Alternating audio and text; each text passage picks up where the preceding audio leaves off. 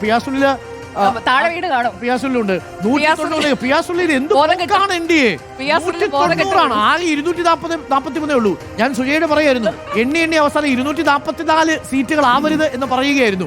SARന്റെ കാര്യത്തിൽ അങ്ങനെ എന്തോ സംഭവിച്ചിട്ടുണ്ട്. 3 ലക്ഷം വോട്ടർമാരെ കാണാനില്ല എന്നാ പറയുന്നത്. അപ്പൊ എന്തായാലും എന്താ സംഭവിച്ചിരിക്കുന്നത്? 190 ഇതൊരു വലിയ സുനാമിയാണ്.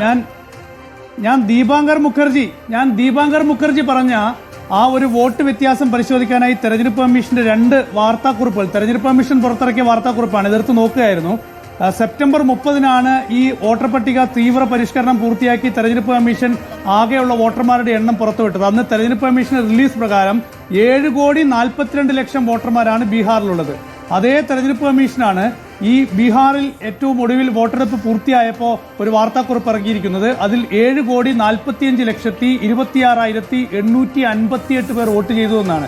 അപ്പോൾ തെരഞ്ഞെടുപ്പ് കമ്മീഷന്റെ നേരത്തെയുള്ള വാർത്താക്കുറിപ്പ് പ്രകാരം SIRലൂടെ 7,42,00,000 വോട്ടർമാരെന്ന് പറയുന്നിടത്ത് വോട്ട് ചെയ്ത എണ്ണം വരും പുതിയ വോട്ടർ പട്ടിക അനുസരിച്ച് 7,45,00,000 വോട്ടർമാരുണ്ട് എന്നാണ് പറയുന്നത്. അപ്പോൾ സ്വാഭാവികമായും ദീപാങ്കർ മുഖർജിയുടെ ഈ ചോദ്യത്തിന് പ്രസക്തിയുണ്ട്.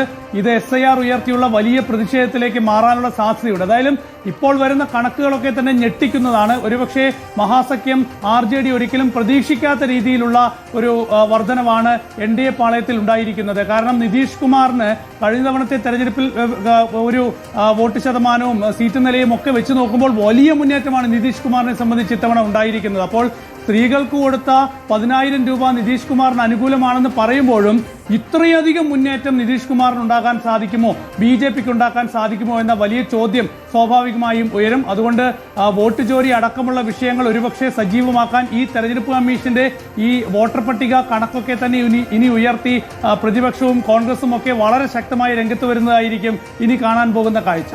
തിർഹൂത്തിൽ 64-ൽ 54 ഇടങ്ങളിലുമാണ്. ഒന്ന് ആലോചിച്ച് നോക്കൂ, ആ മണ്ഡലങ്ങളൊക്കെ മഹാഗഠബന്ധൻ വെറും 10 ഇടങ്ങളിലേക്ക് ചുരുങ്ങിപ്പോകുന്ന കാഴ്ചയാണ് നമ്മൾ കണ്ടത്. പലയിടങ്ങളിൽ സീമാഞ്ചിൽ അടക്കമാണ് ഈ മാറ്റം. മഗധയില് 49-ൽ 37 ഇടങ്ങളിലും NDA. മിഥിലാഞ്ചൽ ഭാഗങ്ങളിലും പൂർണ്ണമായിട്ടും NDA.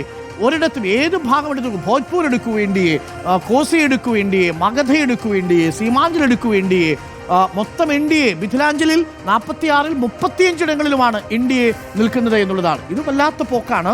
190 സീറ്റുകളിലാണ് NDA ലീഡ് ചെയ്തുകൊണ്ടിരിക്കുന്നത്. തീർച്ചയായിട്ടും വിമർശനങ്ങൾ ഉണ്ടാവണം. ഇത് ഇങ്ങനെ ഏകപക്ഷീയമായ ഒരു വിധിയെഴുത്ത് എങ്ങനെ വരുന്നു, തിരിച്ചടിക്കണം, രാഷ്ട്രീയമായി തിരിച്ചടിക്കും. അത് എങ്ങനെയാണ് ആ തിരിച്ചടിയുടെ കാരണം, ഇതെല്ലാം പരിശോധിക്കപ്പെടേണ്ടതാണ്. മഹാസഖ്യത്തിന്റെ ഉപമുഖ്യമന്ത്രി അടക്കം എല്ലാവരും പിന്നിലാവുന്ന സാഹചര്യം ഉണ്ടാവുന്നു. നിലവിൽ NDA മത്സരിച്ച 101 സീറ്റുകളിലാണ്, NDAയിലെ BJP മത്സരിച്ച 101 സീറ്റുകളിലാണ് 80-ലധികം സീറ്റുകൾ BJP സ്വന്തമാക്കിയത്. 80% സ്ട്രൈക്ക് റേറ്റ് ആണ്. JDUവിന് 85% സ്ട്രൈക്ക് റേറ്റ് ആണ്. ഇതൊരു വല്ലാത്ത വർധനയാണ്. ഇപ്പോൾ പ്രേക്ഷകർ കാണുന്ന കണക്കിതാണ്.